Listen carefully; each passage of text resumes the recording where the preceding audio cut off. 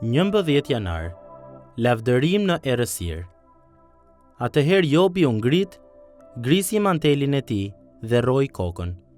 Pastaj ra përmbys, e adhuroi dhe tha: Lakuriq dola nga barku i nënësime, dhe lakuriq do të kthehem. Zoti ka dhënë dhe Zoti ka marrë. Qofti bekuar emri i Zotit.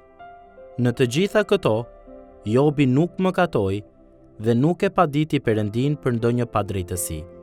Jobi 1:20 deri në 22. Jobi është ndoshta shembulli më i madh biblik i qëndresës në vështirësi.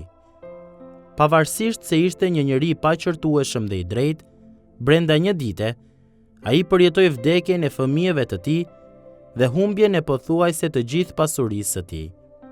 Megjithatë, një nga reagimet e tij të para ishte të pranonte sovranitetin e Perëndisë si në bollëk, ashtu edhe në varfëri, kur sjell rrethana të gëzueshme dhe kur sjell rrethana të trishtueshme.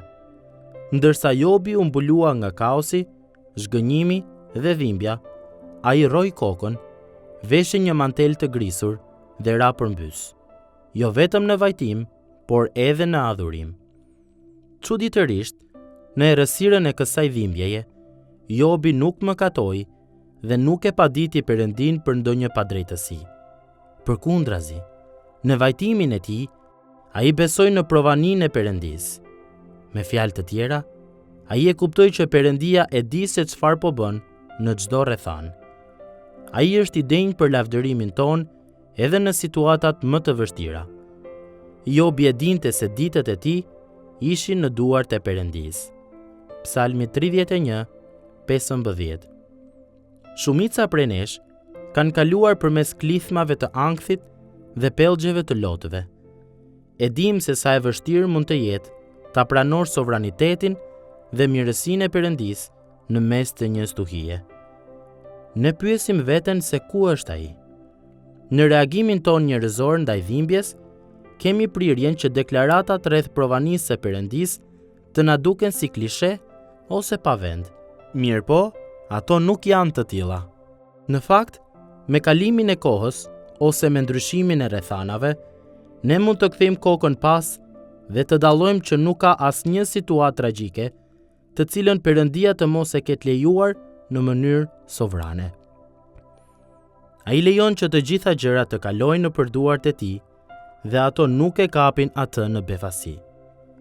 Nuk duhet ta shpërfillim dhimbjen e njëri tjetrit ose të ofrojmë përgjigje të lehta. Përkundrazi, gjatë kohëve të vështira, ne jemi thirrur për ta nxitur njëri tjetrin drejt ngjashmërisë me Krishtin, duke i kujtuar njëri tjetrit se Perëndia na ka dhëruar jetë të përjetshme dhe dashuri të palëkundur, dhe se kujdesi i tij i ka ruajtur shpirtrat tanë. Jobi 10:12.